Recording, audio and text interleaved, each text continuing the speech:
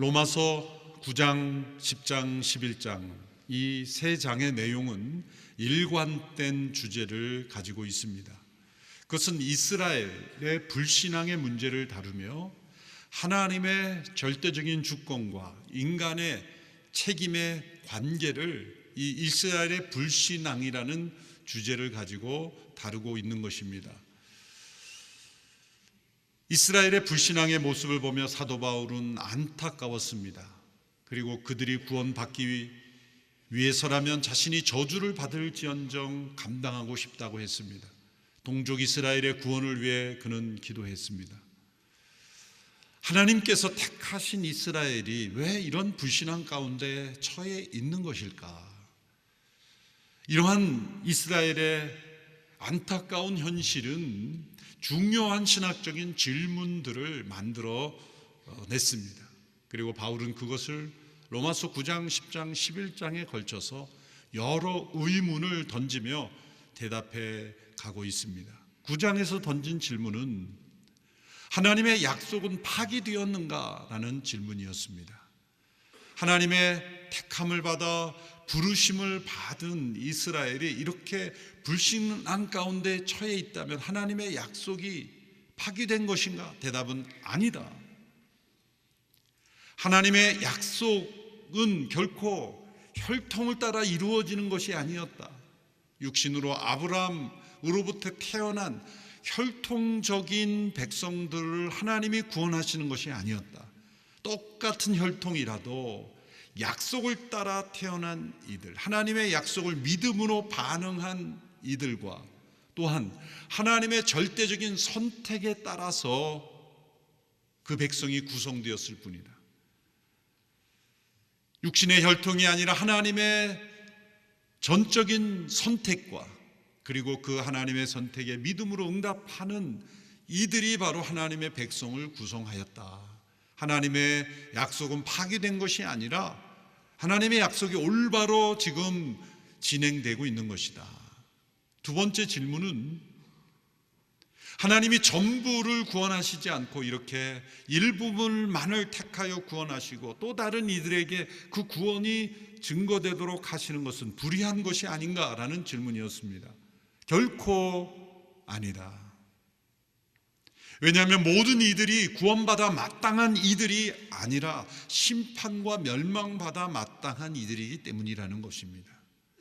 모든 이들이 구원받아 마땅한 존재인데 하나님이 일부만을 먼저 택하여 구원하신다면 그것은 하나님이 불의하시다고 말할 수 있지만 모든 이들이 심판과 멸망을 받아 마땅한 상황인데 하나님이 긍휼히 여겨주셔서 하나님의 전적인 은혜로운 주권으로 택하여 구원하시고 그들을 통하여 또 다른 이들에게 그 구원이 증거되도록 하신 것은 불의한 것이 아니라 도리어 의로우신 것이며 하나님의 무한하신 긍휼과 자비하심이다 라는 겁니다.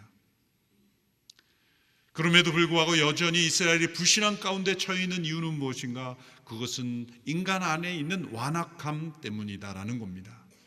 하나님은 끊임없이 손을 내밀고 계십니다. 하나님은 모든 이들이 주의 이름을 부르며 구원받기를 바라십니다. 그리고 그리스도의 말씀을 들려주셨습니다. 구원의 약속을 주셨습니다. 그 구원의 손을 하나님은 내밀고 계십니다. 그 구원의 손을 잡아야 하는 것은 우리 자신입니다. 그것이 믿음입니다. 하나님은 믿을 수 있는 약속을 주셨고 믿어야 하는 분명한 증거를 보여주셨고 또 믿을 수 있는 모든 상황을 다 마련해 주시고 하나님의 은혜로운 역사로 모든 것을 다 준비해 주셨습니다. 그럼에도 불구하고 믿지 않는다면 그것은 자신의 책임이다. 그러므로 누군가 구원을 받는다면 전적인 하나님의 은혜로 구원받는 것이요, 누군가 구원받지 못한다면 그것은 전적인 자기 자신의 책임 때문이라는 겁니다. 지난주 하나님의 구원에 내미시는 손이라는 주제로 말씀을 들었습니다. 누군가 물에 빠져 있을 때 허우적거리며 스스로의 힘으로 그 빠진 물에서 나올 수 없을 때 누군가 손을 내밀어 그 빠진 물에서 나올 수 있는 그 구원의 손이 뻗쳐 있다면 마땅히 잡아야 하고, 잡을 수 있다면 잡아야 하지만 스스로 그것을 잡지 않았을 때 그 책임은 누구에게 있습니까? 자기 자신에게 있는 거죠. 하나님은 저 멀리서 우리가 닿을 수 없는 그 손으로 저 멀리 하늘에서 내 손을 잡아봐라, 노력해봐라, 스스로 발버둥 치며 어떻게든 이 손에 닿으려고 해봐라고 말씀하신 분이 아닙니다. 우리가 손을 내밀면 잡을 수 있는 아주 가까이, 잡을 수 있고 잡아야 하는 그런 위치에까지 그 구원의 손을 내밀고 우리를 구원하시기를 기다리고 계십니다. 이제 우리는 믿음의 손으로 그 하나님의 손을 붙잡아야 함에도 왜 그 손을 붙잡지 않는 것일까? 그것은 인간의 마음속에 있는 자기의 때문입니다. 타락한 자존심 때문입니다. 하나님을 인정하지 않고 스스로 하나님이 되려는 죄 때문입니다.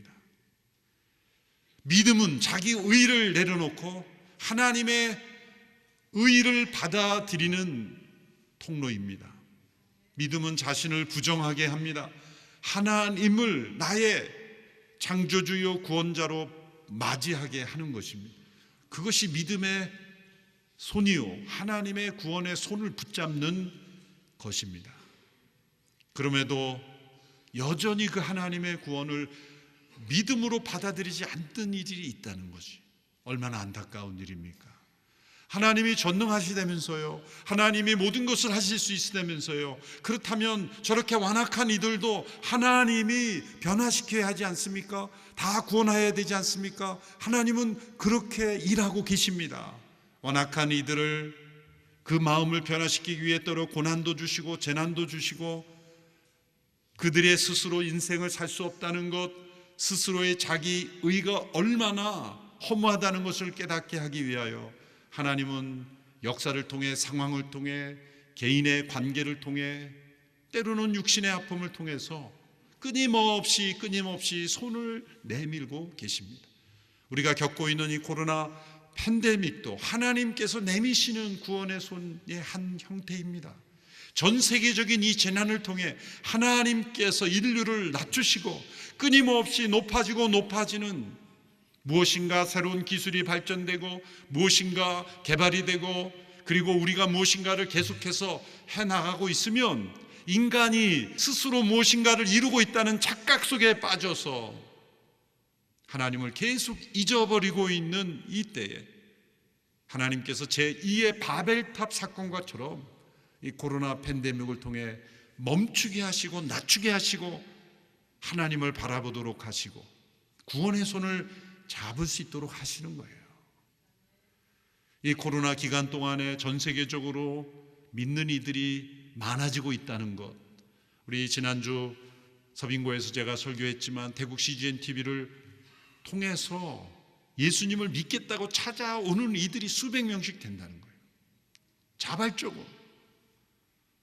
방송만 듣고도 내가 어떻게 하면 예수님 믿을 수 있느냐고 방송국에 찾아와서 방송국 직원들이 복음을 다시 전하고 결신을 시키고 기초 양육을 해야 하는 이런 상황에 처해 있는 것은 무엇으로 설명할 수 있겠습니까? 이 코로나 팬데믹을 통해 하나님께서 역사하시고 구원의 손을 내밀고 계시다는 겁니다. 그럼에도 불구하고 사람들이 믿음으로 받아들이지 않는 것은 인간 안에 있는 이 완고함, 완악함, 이 견고한 죄악의 진 때문에 그런 것입니다. 11장에 이르러 사도 바울은 이스라엘의 불신앙의 형편을 보고 또다시 두 가지 질문을 던지고 있습니다. 첫 번째 질문은 1절에 나옵니다. 그렇다면 하나님께서 택하신 그 자기 백성을 버리셨는가? 대답은 결코 그럴 수 없다는 것입니다. 이스라엘이 왜 이렇게 불신앙 가운데 처해 있습니까? 그것은 그들 자신의 교만과 완악함 때문입니다. 그 이유를 설명하기 위해서 바울은 다윗의 시편 한 편을 인용합니다. 시편 69편에 이런 표현이 있습니다. 그들의 밥상이 그들에게 덫과 올가미가 된다라는 표현이 있습니다. 밥상이란 하나님께서 베풀어 주신 은혜의 상징입니다. 풍성한 은혜의 상징입니다. 그런데 하나님께서 베푸신 풍성한 은혜가 도리어 그들에게 덫이 되고 올가미가 된다. 발목을 잡는 덫이 되어 구원에 이르지 못하게 하고, 그리고 진리 안에 자유를 누리지 못하게 하는 올가미가 되게 한다는 겁니다. 왜 이런 일이 일어났습니까? 하나님께서 주신 은혜의 밥상, 풍성한 은혜의 밥상을 보면서 자기 의를 내세웠기 때문입니다. 다 자신을 높이는 그러한 상징으로 여겼기 때문입니다. 풍성한 밥상 앞에서 내가 얼마나 위대한지, 내가 얼마나 능력이 많은지, 내가 얼마나 잘나고 똑똑하고 위대한지를 생각하게 될 때 그 밥상은 도리어 덫이 되고 올가미가 된다는 거죠. 하나님께서 이스라엘 백성들을 약속의 땅으로 인도하실 때 가나안 땅에 들어가기 전에 모압 평지에서 신명기 말씀을 통해 모세를 통해 여러 번 경고하셨습니다. 너희가 장차 들어가게 될 땅에서 너희가 배부르게 될 때 조심하라, 기억하라. 하나님의 은혜를 잊지 말라. 광야의 시절 함께 하셨던 하나님이 이제 약속의 땅에서 너희가 심지 않은 걸 거두게 하시고 너희가 심은 곳에 더 넘치도록 풍성한 밥상을 너희에게 주실 때 잊지 마라. 그렇게 경고하셨지만 그들은 그 풍성한 밥상이 그들에게 덫이 되고 올가미가 되게 하셨습니다. 무엇이 문제입니까? 하나님께서 은혜를 베푸신 것이 문제입니까? 아니죠. 그 은혜를 은혜로 올려드리지 못하고 은혜로 주어진 것을 자신의 의를 세우는 데 사용했기 때문에 그 밥상이 덫이 되고 올가미가 된 것이죠. 하나님의 은혜가 문제가 아닙니다. 부유함이 문제가 아닙니다. 풍성한 밥상이 문제가 아닙니다. 자기 의에 빠지는 것이 문제입니다. 밥상을 덫과 올가미가 되게 하는 것. 서구 기독교 역사가 보여주는 것은 소득 수준이 점점 더 높아질수록 점점 하나님께로부터 멀어져 가고 있다는 것.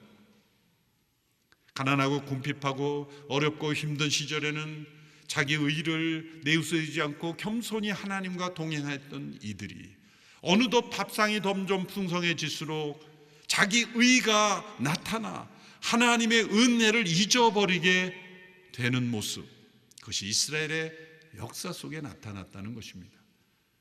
갈대아 우르를 떠나 하나님의 부르심을 따라 가나안 땅으로 갔던 아브라함과 그의 후손들에게 하나님이 얼마나 크신 은혜를 주셨습니까?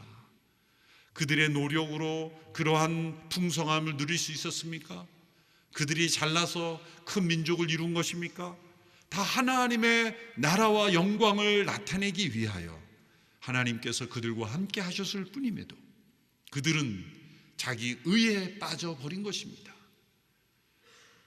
안타까운 것은 하나님의 은혜를 많이 받을수록 더 겸손해야 되는데 하나님의 은혜를 많이 받은 자들이 더 자기 의에 빠져버린다는 것입니다. 그것이 인간 안에 숨어있는 무서운 죄악이요, 완악함의 모습입니다. 밥상이 덫과 올가미가 되었다. 이것이 이스라엘의 문제라는 것입니다. 그렇다면 그렇게 완악함에 처해 있는 그 백성들을 하나님께서 버리실 것인가? 그렇지 않다. 하나님은 그 백성을 버리지 않으셨다. 그렇게 완악함에 처해 있으면 하나님께서도 버릴 것이라고 생각하기 쉽지만 하나님은 버리지 않았다. 그 증거를 두 가지 예를 듭니다. 첫 번째는 바울 자신의 예입니다. 나도 아브라함의 씨에서 난 자요 베냐민 지파입니다. 자랑하는 것이 아니라 나를 보십시오. 나도 하나님의 은혜를 깨닫지 못하고 자기 의에 빠져 있던 사람이었습니다. 그런데 나같이 이렇게 완악한 사람도 하나님께서 긍휼을 베푸셔서 이렇게 복음을 전하는 사도로 변화시킨 것을 보면 하나님께서 동족 이스라엘을 결코 버리지 아니하셨을 거라고 믿습니다. 두 번째 예를 듭니다. 구약의 북왕국 이스라엘 사역했던 엘리야 선지자입니다. 엘리야 선지자는 당시 악한 이스라엘 왕이었던 아합 왕과 그 부인 이세벨 시대에 하나님의 예언을 전했던 선지자입니다. 바알신을 섬기던 그 시대에 갈멜산에서 850명의 바알 제사장들과 영적 대결을 하였습니다. 누가 불을 내릴 수 있는가? 불을 내리는 이가 진짜 신이다 라는 그 상황 속에서 바알의 제사장들이 몸부림을 치며 발광을 하며 불을 바알신에게 요청했지만 불은 내리지 않았습니다. 그러나 간단하고 분명한 엘리야의 기도에 하나님이 응답하셔서 불을 내리셨습니다. 그런 놀라운 일을 경험했다면 아합과 이세벨이 회개해야 될 텐데 그들은 회개는커녕 엘리야를 죽이려고 혈안이 되었습니다. 엘리야는 두려웠습니다. 도망하였습니다. 그때 하나님은 엘리야를 먹여주고 재워주고 회복시켜 주셨습니다. 그럼에도 불구하고 19장 후반부에 가면 그는 호렙산 동굴에 숨게 됩니다. 18장 갈멜산에서 놀라운 영적 승리를 경험하였던 엘리야가 호렙산 동굴에 숨어 절망과 좌절과 침체에 빠져 있습니다. 하나님이 그를 찾아오십니다. 엘리야야, 너가 왜 이러한 상황에 처해 있는가? 너는 왜 어찌하여 여기 있느냐? 엘리야가 대답합니다. 오직 나만 남았습니다. 그래서 그들이 저를 죽이려고 찾고 있습니다 라는 대답이었습니다. 하나님께서 엘리야에게 하신 말씀은 너를 대신하여 엘리사를 기름을 부어 선지자의 직무를 하게 하라. 그리고 바알에게 무릎 꿇지 않은 7,000명이 내게 남아있다. 그런 말씀을 하셨어요. 여러분, 이 말씀을 정확하게 살펴보면 하나님의 메시지는 무엇입니까? 아주 냉정한 말씀입니다. 그 말씀은 이런 뜻을 포함하고 있습니다. 꼭 너가 아니라도 돼. 실패와 절망과 침체 가운데 있는 엘리야가 기대했던 하나님의 위로의 말씀은 무엇입니까? 너 참 수고 많았다. 너가 얼마나 힘들었으면 호렙산 굴까지 숨었겠니? 내가 너 이해한다. 얼마나 아합과 이세벨이 두려우면 너가 여기에 숨어 있겠니? 내가 어떻게 하면 좋겠니? 그런 위로의 메시지를 어쩌면 기대했을지 모르는데 하나님의 말씀은 너를 대신하여 엘리사를 세우고 7,000명이나 남아있어. 이 말은 세상은 너 없어도 잘 돌아간다. 왜 하나님이 이렇게 냉정한 말씀을 주셨을까? 이 말씀은 선지자로서 이제 너는 어떤 의미에서는 그냥 해고당한 듯한 그런 말씀이 아닙니까?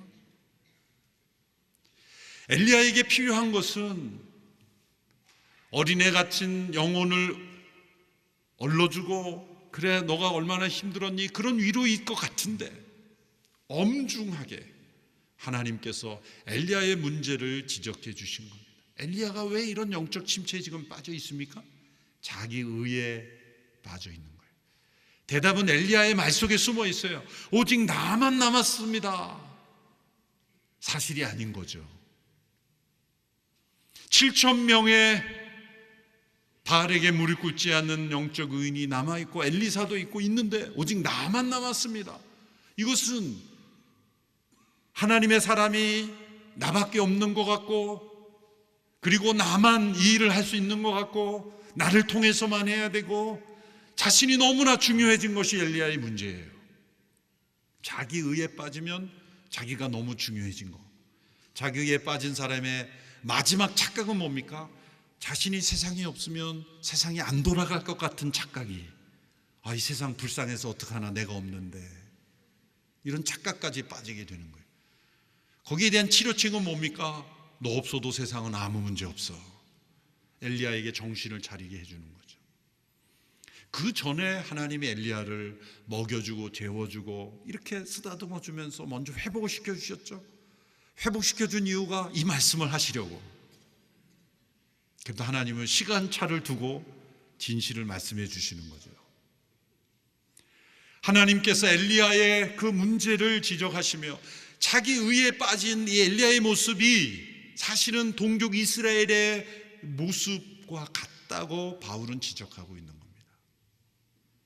동족 이스라엘은 자신들이 하나님의 약속을 받고 하나님이 자기 민족과 함께 하신 그것을 보면서 하나님의 역사가 자신들을 통해서만 나타날 수 있다고 하는 자기의에 빠졌고 교만에 빠졌고 결국 자기의에 빠짐으로 하나님의 약속의 축복을 놓쳐버리는 결과가 빚어진 것입니다. 엘리야는 갈멜산의 영적 승리를 경험한 이후에 어느 순간에 자기의에 빠져버린 거예요. 소위 엘리야니즘이라고도 말할 수가 있는 거예요. 이름을 굳이 붙인다면 자기의에 빠져버리는 거죠. 그러나 하나님께서는 어느 한 사람을 통해, 어느 한 그룹을 통해, 어느 한 민족을 통해서만 일하실 수 있는 분이 아니십니다.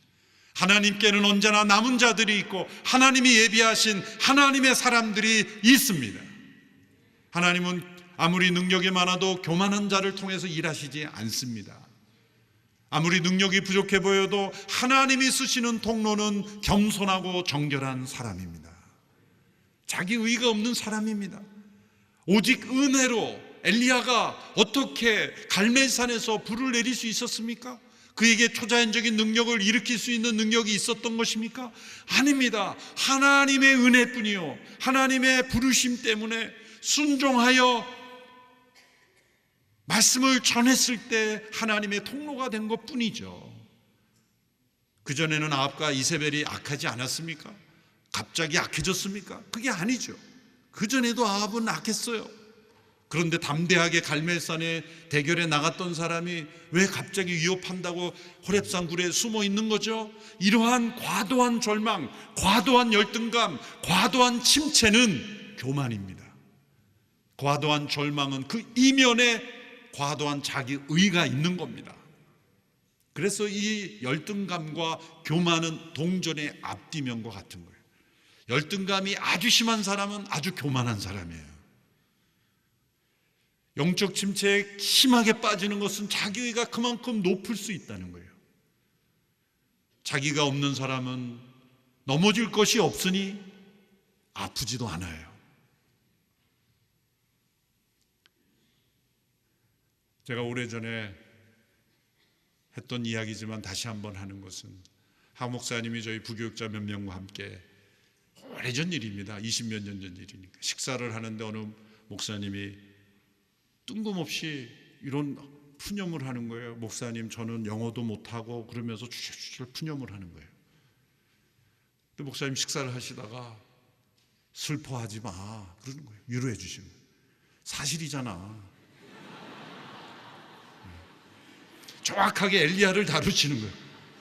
당신 영어 못하는 게 사실인데 뭘 그렇게 푸념을 하냐. 우리는 자신의 모든 상황을 보고 있는 그대로를 받아들이지 않는 것은 교만하기 때문이에요. 자기는 이 정도 돼야 되는데 그렇지 못한 걸 가지고 스스로 비교하면서 하는데, 누가 그런 기준을, 누가 당신에게 그런 걸 요구했어? 당신에게 통역을 요구했어? 뭘 요구했어? 아무도 요구하는 사람 없는데 나는 왜 못하지? 그렇게 스스로의 자기 비하 열등감에 빠진 것은 교만하기 때문이라는 거예요. 자기 의가 높을수록 깊은 침체, 지금 엘리야가 바로 그러한 영적 문제에 빠져 있는 것을 지적합니다. 사도 바울은 그 엘리야가 오직 나만 남았건을 그럴 때 하나님은 7,000명이나 남아있다 라고 말씀하신 것, 그것은 동족 이스라엘의 영적 교만이 바로 엘리야의 상태와 흡사하다고 바울이 지적한 것이죠.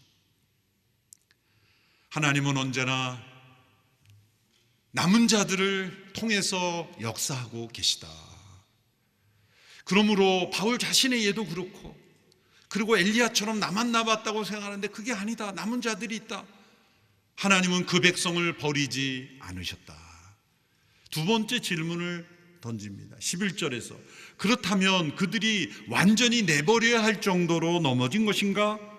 그것도 아니다. 11절의 말씀을 우리 같이 한번 읽어보겠습니다. 시작. 그러면 내가 묻겠습니다. 그들이 완전히 쓰러져 내버려야 할 정도로 넘어진 것입니까? 결코 그럴 수 없습니다. 도리어 그들의 넘어짐으로 구원이 이방 사람에게 이르러 이스라엘이 시기하게 하려는 것입니다.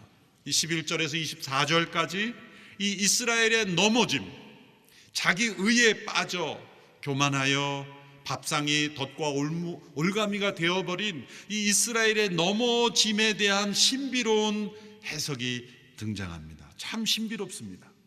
이것은 성령님께서 사도 바울 가운데 역사하심으로 이 앞으로 현재 상황과 앞으로 미래에 일어날 일을 예언적으로 해석할 수 있도록 역사하셨다고 볼 수밖에 없습니다.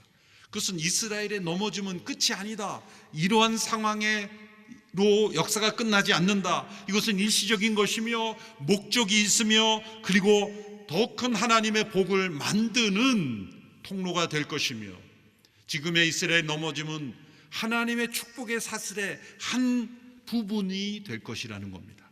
그래서 이 24절까지의 말씀을 요약하면 세 단계의 축복의 사슬이 나타납니다. 첫 번째 축복의 사슬은 이스라엘에서 이방인에게로 이 구원의 주된 흐름이 넘어간다는 거죠.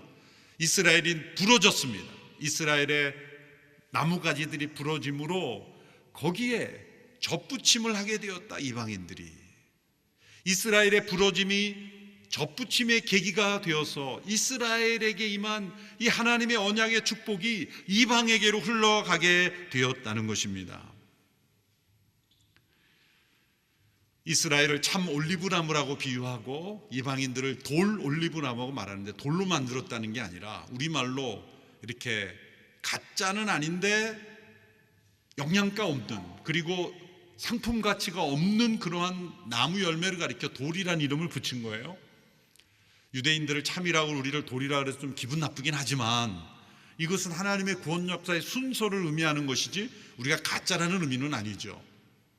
그런데 먼저 택함을 받았던 이 하나님의 구원 역사의 줄기가 되었던 그들의 가지들이 부러짐으로, 불신앙으로, 완악함으로, 자기 의에 빠져서 부러짐으로써 접붙임할 수 있게 되었다는 거예요. 그 증거가 사도행전의 역사에 나타나죠. 예루살렘에 성령이 임했지만 예루살렘 교회 유대인 그리스도인들은 한계가 있었어요. 율법에 갇혀 있고 여전히 자기 의를 쌓는 이 율법적 그리스도인들이 많았기 때문에 이방인들에게 복음이 전해지지가 않았던 겁니다. 사도행전 11장을 보면 안디옥에 헬라인에게도 복음을 전하는 이들이 나타나 바나바가 파송이 되어 바울과 바나바가 안디옥 교회를 크게 부흥시켜서 이방 선교의 중심 센터가 되죠. 그래서 사도행전의 역사에 주된 교회는 예루살렘 교회가 아니라 안디옥 교회가 된 거예요. 근데 안디옥 교회는 유대인 중심이 아니라 이방인 교회이죠. 로마 교회도 마찬가지입니다. 이 로마서를 쓴 이 대상도 이방인 교회가 중심이죠. 그러니까 사도행전의 역사를 보면 원줄기였던 예루살렘의 사도들, 베드로, 야고보, 요한을 비롯한 그 예루살렘에서 실제로 예수님을 경험한 이들이 복음이 온 이방에 확산되는 데 주 통로가 된 것이 아니라 안디옥 교회가 바나바와 바울을 중심으로 통로가 되었다는 겁니다. 이것이 바로 접붙임을 한 성도들이 복음이 이방으로 확산되는 중요한 통로가 되었다는 것이 실제 그 당시 역사 속에 일어난 일입니다. 두 번째 축복의 사슬은 다시 이방인에게서 다시 이스라엘에게로 그 복음의 역사가 흘러가는 겁니다. 어떻게 흘러가냐면 유대인들에게 시기심이 일으켜진다는 겁니다. 11절과 14절을 보시면 11절은 이렇게 되어 있습니다. 도리어 그들의 넘어짐으로 구원이 이방 사람에게 이르러 이스라엘이 시기하게 하려는 것입니다. 14절은 함께 읽습니다. 시작. 이는 내가 어떻게든 내 동족에게 시기심을 일으켜 그들 가운데 다만 얼마라도 구원을 받게 하려는 것입니다. 동족에게 시기심을 일으킨다는 겁니다. 이 시기심은 나쁜 용어 아닙니까? 왜 그런데 여기에 씁니까? 내 것이 아닌 나의 권리가 없는 것에 대한 것은 나쁜 시기심이죠. 그러나 마땅히 내가 가질 수 있고 가져야 하는 권리, 내 것에 속한 것에 대한 시기심은 선한 것입니다. 부부가 서로에 대해서 가지는 어떤 관계 속에서 배우자가 다른 사람을 더 배우자 보를 무시하고 다른 사람을 더 좋아한다면 마땅히 시기해야 되는 거죠. 그러나 그 배우자가 나는 당신이 아무래도 좋아, 나는 마음이 넓은 사람이야, 나 아닌 다른 사람을 생각해도 나는 이해해, 나는 시기심이 없어, 그걸 이해할 수 있습니까? 마땅한 시기심이 있어야 되는 거죠. 바로 그러한 시기심을 의미하는 겁니다. 정당한 시기심. 하나님께서 그 백성에게 마땅히 주신 그 축복, 언약의 축복, 구원의 그 은혜를 마땅히 가져야 되는데 그것을 잃어버리고 있다면 그것을 되찾고자 하는 시기심은 정당하고 선한 시기심이다라는 겁니다. 지금 일어나고 있는 일입니다. 이 두 번째 축복의 사슬이 지금 현대 역사 속에, 특별히 이스라엘 역사 속에 일어나고 있는 것은 예수님을 믿는 유대인들이 일어나고 있다는 겁니다. 그들을 메시아닉 주라 그러죠. 예수 그리스도를 메시아로 믿는 유대인들이 일어나고 있는 이유가 바로 이 말씀이 이루어지고 있는 겁니다. 유대인들 마음 가운데 이 거룩한 시기심이 일어나고 있는 겁니다. 그들은 예루살렘에 살고 갈릴리 주변에 살고 나사렛에 살고 있죠. 그들이 자신이 살고 있는 고향의 명칭을 우리들은 찬송을 부를 때 전 세계 이방인들은 찬송도 부르고, 그리고 평생 한번 그 성지순례에서 가볼까 말까 적금도 들어서, 그리고 전 세계에서 모여들잖아요.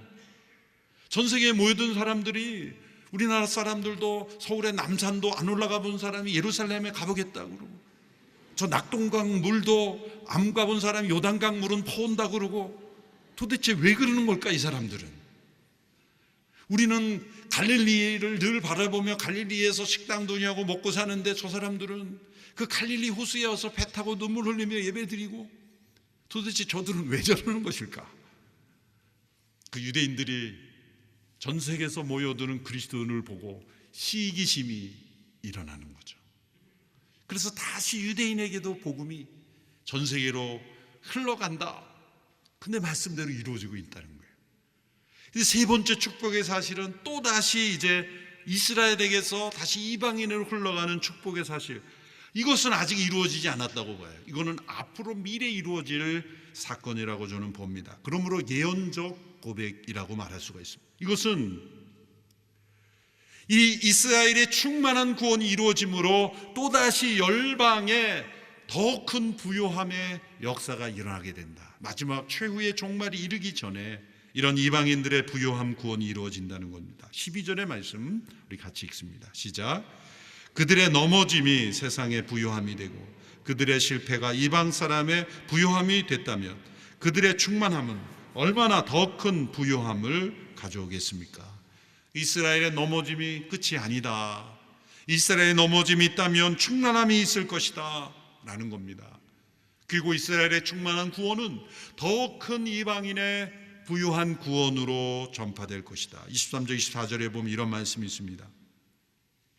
돌 올리브 나무가 접붙임을 받아 그런 구원의 역사가 일어났다면 하물며 원가지들인 그들이야 얼마나 더 쉽게 접붙임을 받을 수 있겠는가?